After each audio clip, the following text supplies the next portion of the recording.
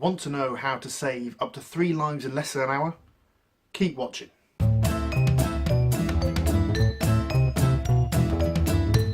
Giving blood saves lives.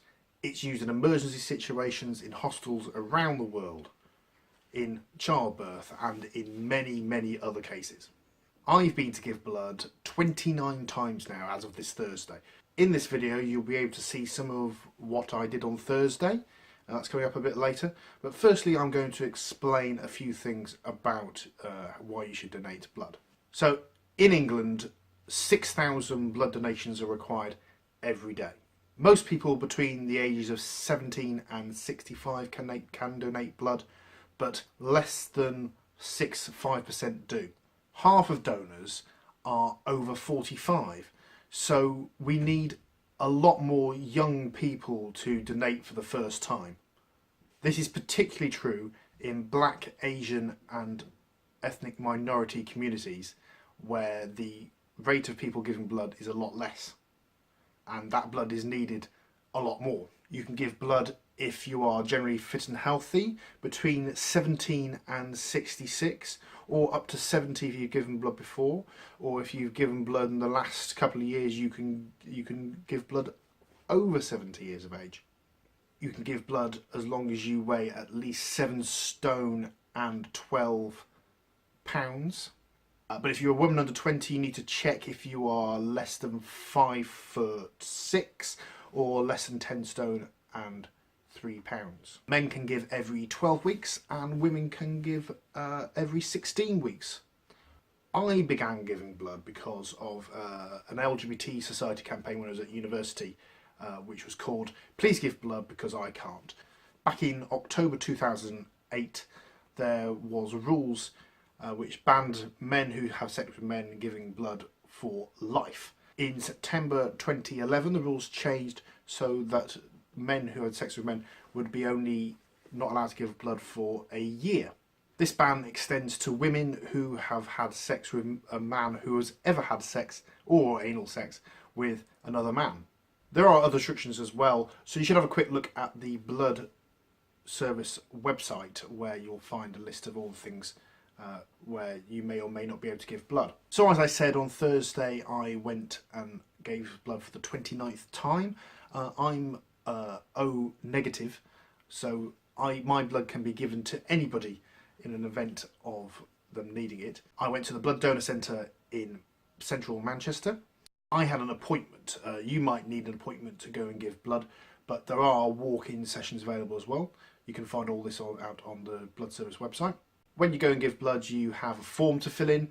It's just a series of yes/no questions asking you about your recent sexual history and your travel and other things like that. It's just to make sure that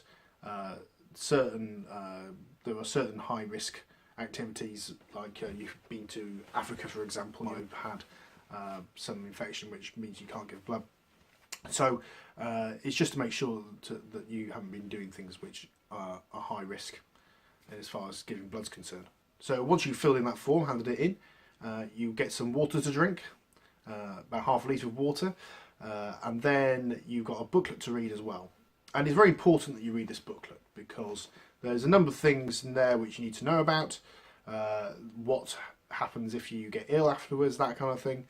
And for the first time donors, there's about six or 8 pages to read.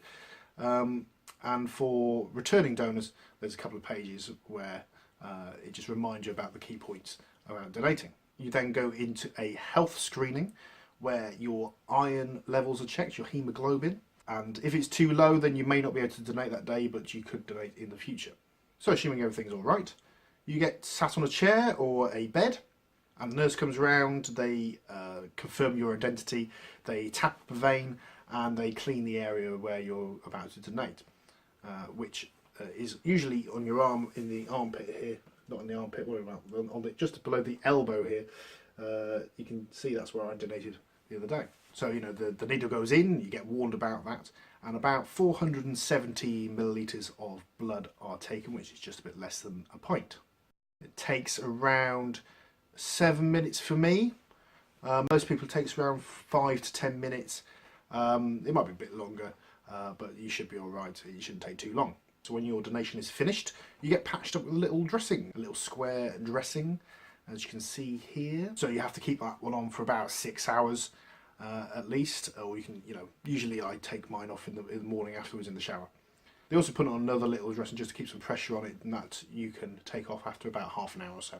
So after you've given your donation, and this is one of the best parts about the donation if you ask me, you get free tea or juice or biscuits and sometimes macaroons, crisps, that kind of thing. There's loads of stuff there usually you can take and just have as much as you like, or well, within reason.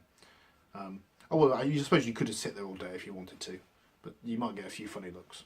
So for donating, you get awards. One of the first things you get is a card to put in your wallet, gives you your unique donor number, and you get a different colour card after so many donations. So currently I've got a silver card, which is for 25 to 49 donations. On Thursday I also picked up a sticker.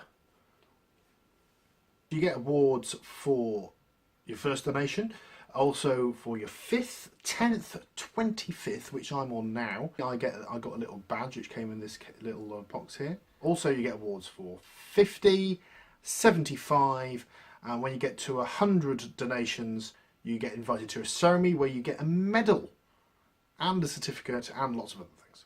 Of course, if you have made 100 blood donations, you've potentially saved up to 300 lives. So hopefully this has inspired you to go and start giving blood, or return to giving blood, or anything like that. You can find out more information at blood.co.uk, or if wherever you are in the world, just search for blood donation. If you need a bit more inspiration, then have a look on Twitter for #GiveBlood, and you can register online and make appointments online. And there's also an app which you can download and have a look at your blood donation history, make your appointments and keep track of things. I hope you liked this video. If you did, give me a thumbs up just down there. Leave a comment telling me why you have given blood for the first time perhaps, or why you want to give blood. And don't forget to subscribe to my channel because I make new videos every single week and I hope you like them. See you again next time.